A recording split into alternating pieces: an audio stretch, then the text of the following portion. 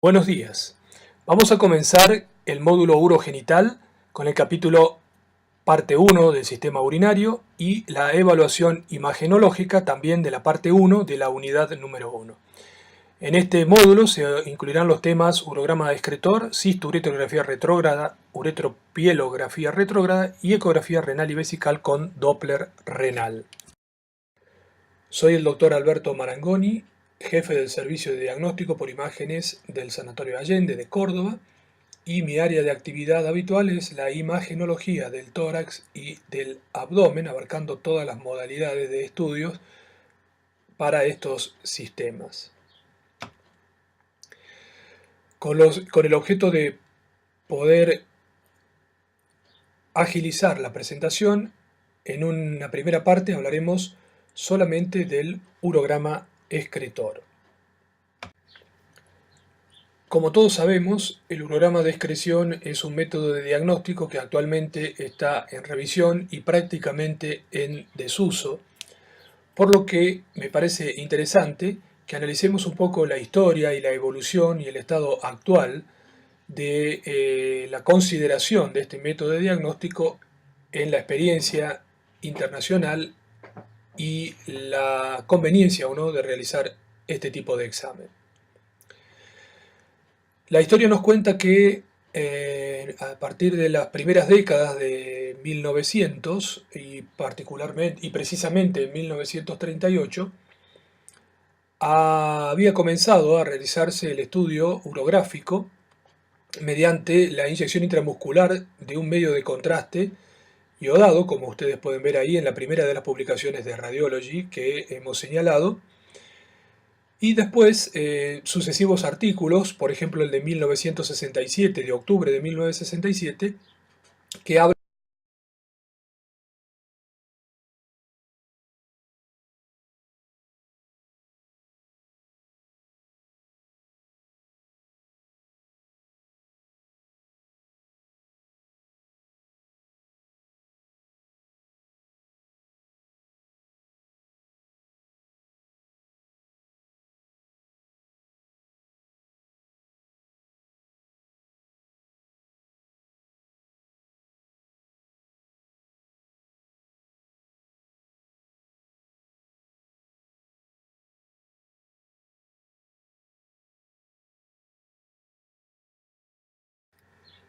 más cercano en el tiempo, en artículos que llevan ya más de 10 años publicados. Algunos artículos comienzan a hablar del epitafio o la muerte del urograma de excreción, como esta editorial presentada en Radiology en diciembre de 1999.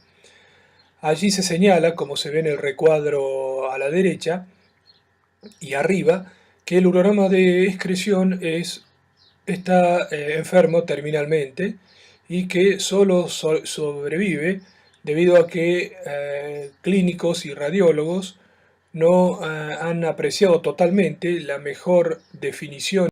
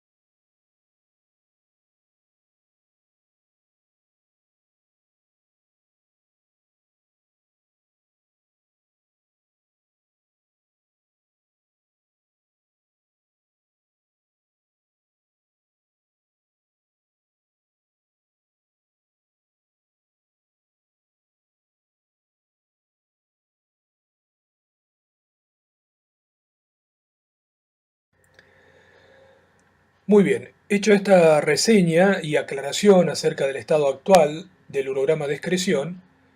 debemos decir que para evaluar el aparato urinario y resumiendo los métodos de estudio actuales, contamos con la radiografía directa de abdomen, el urograma de excreción y, como dijimos antes, tiene otros nombres como pielografía descendente o urograma intravenoso, la ecografía, la TC y uro-TC o pielo-TC, la resonancia magnética, la angioresonancia magnética, la angiografía digital y la cámara gamma. En cuanto al urograma de excretor, los objetivos de esta presentación serán evaluar el urograma de excreción y el análisis de la perfusión renal y de la dinámica de la formación de la orina, identificar algunas situaciones especiales en las que la perfusión renal se encuentra comprometida y su forma de manifestación en el urograma de excretor, determinar la posición actual del urograma de excretor y su forma de realización y la forma de realización y utilidad. Hagamos un pequeño análisis acerca de cómo se produce la orina a través de la manifestación mediante la inyección de sustancia iodada endovenosa, que es una forma de demostrar la actividad arterial y el mecanismo de filtración de la sangre para la formación de la orina. Aquí vemos la microradiografía de un lóbulo renal humano en la que se observa la distribución de los capilares sanguíneos que predominan en la parte periférica de este lóbulo. Cuando realizamos el análisis nefrográfico, tenemos que tener en cuenta que el nefrograma cortical, que dura hasta los 30 segundos, está representado por el 80% de flujo sanguíneo cortical, ya que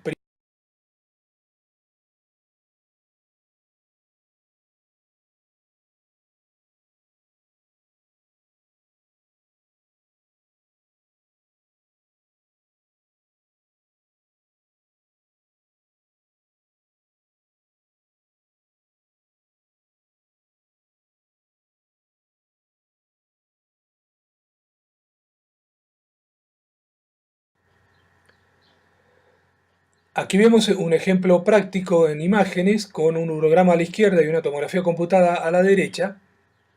y la forma de manifestarse en el nefrograma cortical hasta los 30 segundos, donde vemos una cortical tabicada arriba y a la izquierda, y la tomografía computada a los 15 segundos, en la que vemos la opacificación cortical más densa y una hipodensidad irregular más central que corresponde a la medular.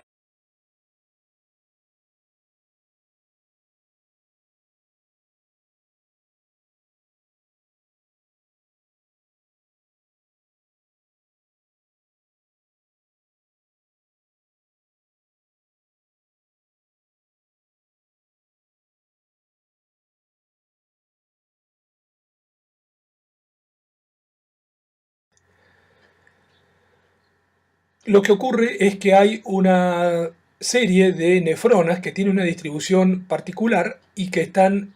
ubicadas en posición diferente. Algunas de ellas son más corticales, señaladas con A en el esquema superior derecho, y la otra es la población de glomérulos yuxtamedulares que están señalados como B en el esquema superior también. En el esquema inferior vemos la distribución del glomérulo, la identificación de la cápsula de Bowman y el sitio donde se produce la filtración de la orina y la formación de la misma, que va a colectarse sobre el túbulo renal y continuar con la excreción. Y allí vemos las arteriolas aferente y eferente que forman parte del mecanismo de filtrado. Debido a esta distribución de las nefronas es que se produce primero la opacificación cortical, y luego, a partir de los glomérulos más yuxtamedulares, se va a perfundir la medular, y de esta manera aparecerá la fase nefrográfica parenquimatosa cuando los túbulos renales opacifiquen todo el parénquima.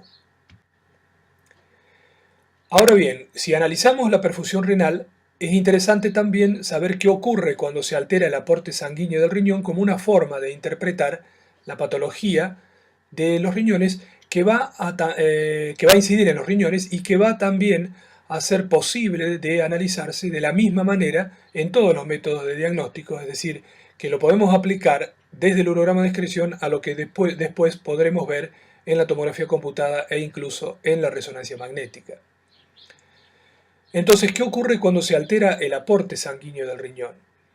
Veamos que si hay una estenosis de la arteria renal principal, como vemos en la imagen superior, hay una ausencia de opacificación del riñón izquierdo. Y si vemos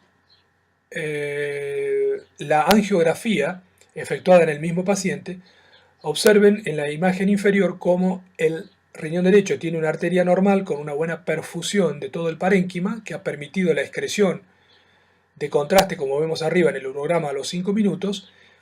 y como del lado izquierdo, que está señalado con flechas, hay una estenosis significativa de la arteria renal que ha provocado la pérdida de función del riñón izquierdo. Continuando entonces con el análisis de la perfusión renal, podremos identificar patrones anormales que pueden ser útiles para el diagnóstico temprano de algunas patologías,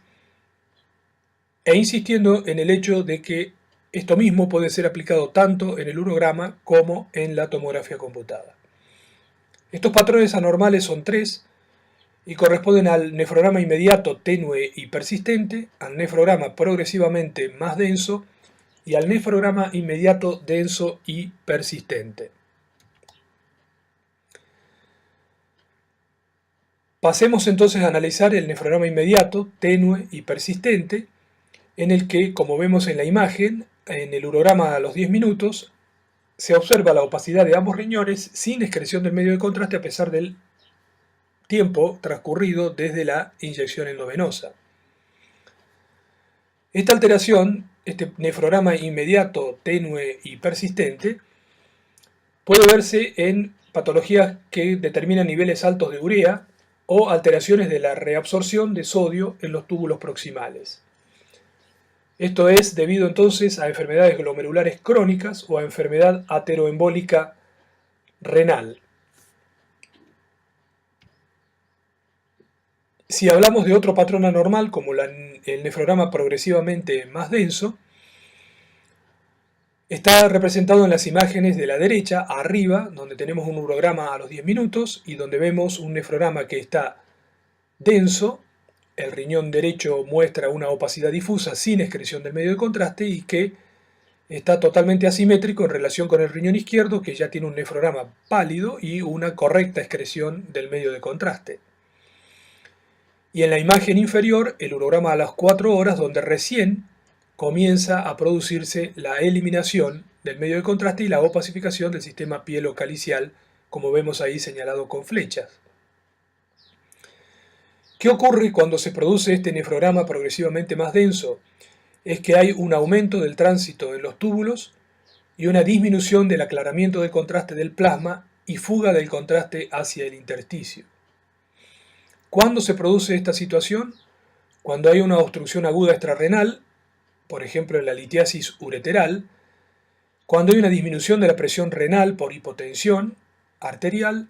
porque hay una necrosis tubular aguda por toxicidad del contraste, una obstrucción intratubular por nefropatía por uratos y asociado al mieloma múltiple, y en la trombosis venosa unilateral. Estas son situaciones clínicas muy frecuentes, por lo tanto es interesante tener en cuenta este tipo de presentación que es, repito, el más frecuente y que nos ayudará mucho en la práctica, no solo, insisto, en la evaluación del urograma de excreción, que es un método de diagnóstico que prácticamente no vamos a utilizar con mucha frecuencia en nuestros centros de diagnóstico, pero que sí nos va a ayudar en la evaluación de los hallazgos tomográficos de la piel-OTC, por ejemplo. Entonces, la importancia de esto es que, por ejemplo, en el caso de una litiasis ureteral que puede ser diagnosticada tranquilamente con una piel-OTC sin inyección de contraste, evitamos este problema de esta fuga hacia el intersticio de la sustancia iodada, la retención intersticial y el efecto nefrotóxico que puede tener el medio de contraste en este tipo de situaciones. Es por ello que se trata actualmente de no realizar urogramas de excreción para toda la patología de la vía urinaria. Finalmente tenemos el nefrograma inmediato, denso y persistente. Como vemos en las radiografías, vemos cómo hay una opacificación difusa de ambos parénquimas renales que aparece a los 2 minutos en el urograma y que permanece, como vemos en la radiografía inferior, en una radiografía, obtenida a las 16 horas. Este patrón anormal no tiene un mecanismo claro y parece ser que está provocado por una alteración de la filtración glomerular y hay un nefrograma, a pesar de que el paciente puede estar en anuria o en oliguria.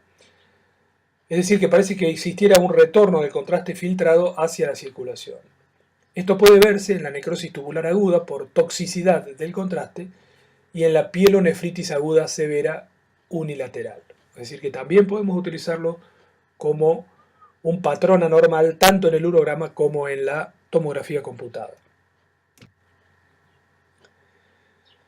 Hay otros nefrogramas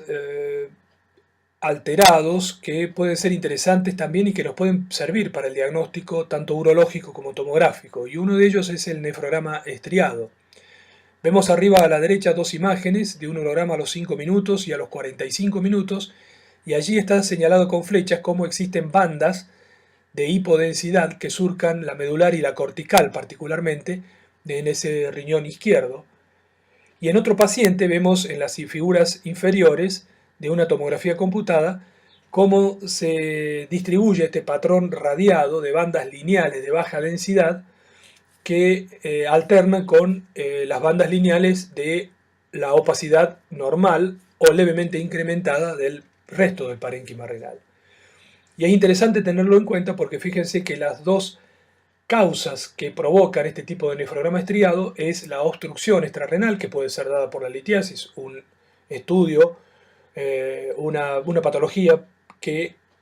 habitualmente se pide mucho y que estamos obligados a observar en nuestros centros de diagnóstico, es decir, la presencia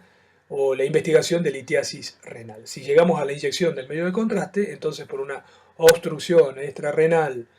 por litiasis, podemos llegar a ver este tipo de manifestación de un nefrograma estriado. Y también a tener en cuenta que puede estar dado por la pielonefritis aguda severa. Otro patrón interesante del análisis de la perfusión renal es el nefrograma multifocal parcheado. Aquí vemos un estudio angiográfico de una fase arterial y una fase parenquimatosa, donde observamos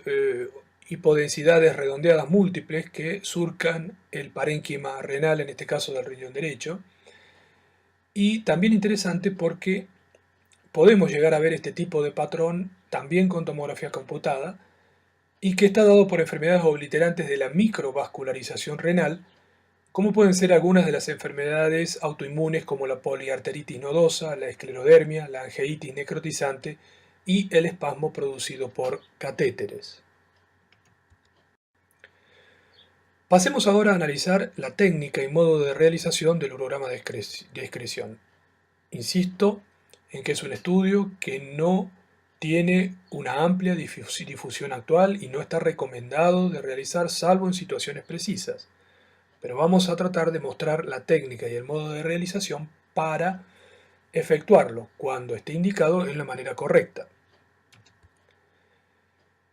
Debemos empezar por la preparación previa y es importante que tengamos en cuenta que el paciente debe ser sometido a una limpieza intestinal mediante la toma de laxantes por vía oral.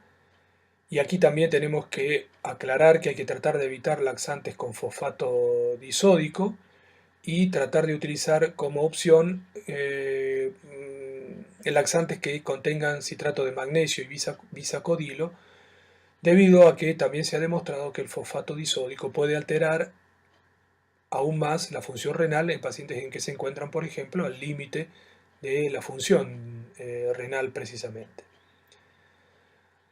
Dentro de la preparación también debe considerarse que el paciente tenga una ingesta de una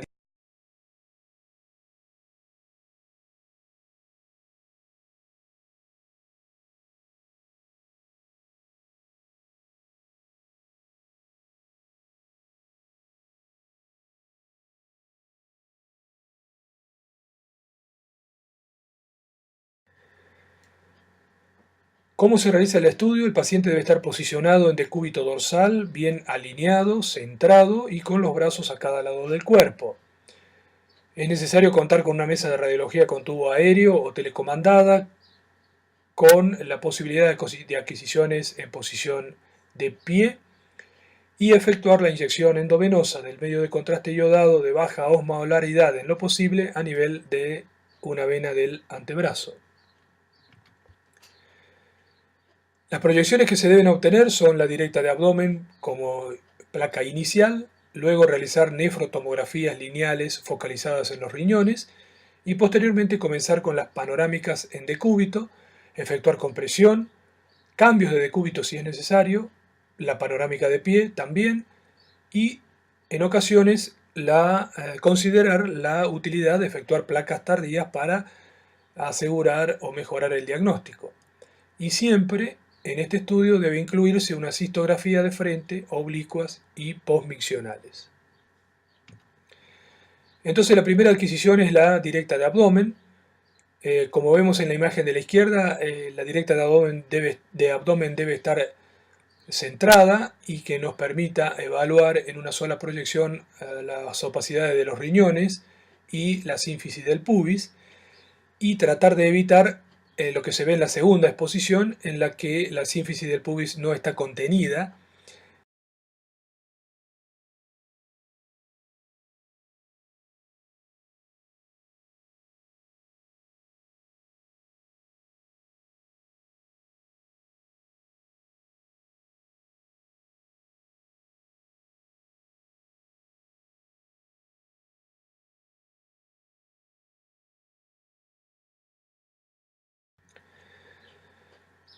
La directa de abdomen nos permitirá en un primer momento realizar la identificación de calcificaciones de las litiasis, como vemos en este caso, en una radiografía panorámica, en la que ya vemos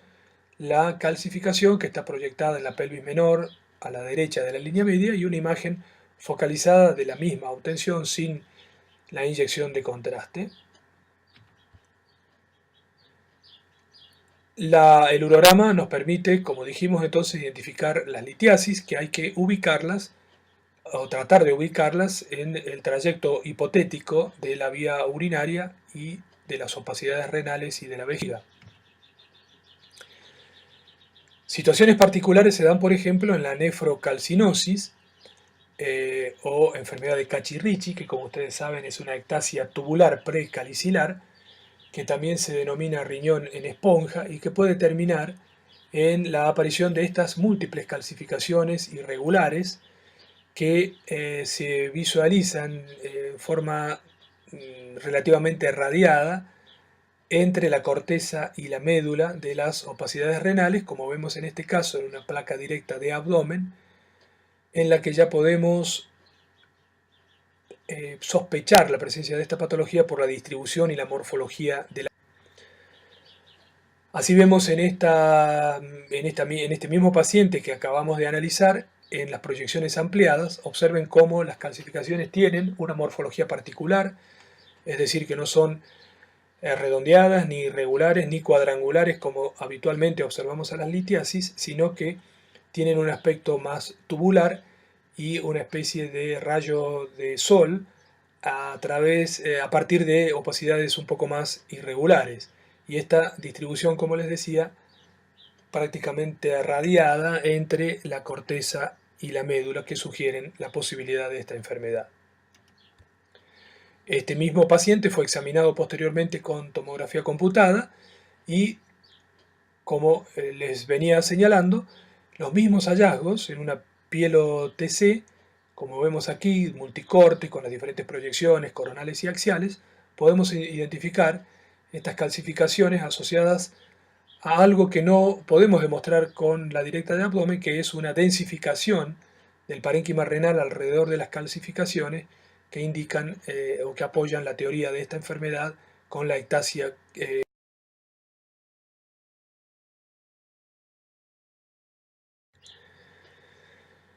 Cuando realizamos entonces la evaluación de una litiasis, en este caso ubicada en la pelvis renal del lado derecho,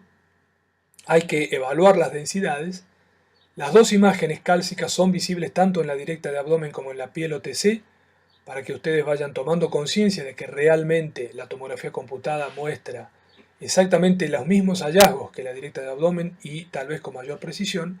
y sobre todo con la utilidad de poder medir esas densidades que son útiles para el urólogo para después planificar si se puede realizar, por ejemplo, una litotripsia extracorpórea a partir de las densidades que obtengamos, de los valores de densidad, perdón, que obtengamos mediante la piel OTC. Las manifestaciones de estas anomalías de la densidad y calcificaciones pueden tener muchas variantes y pueden aparecer también con ese aspecto coraliforme con el que se describen a las grandes calcificaciones del sistema excretorrenal que dibujan al mismo y que dan un aspecto como de coral de estas calcificaciones, y así se las denomina, y con una simple directa de abdomen ya podemos estar en contacto con el primer diagnóstico en el paciente.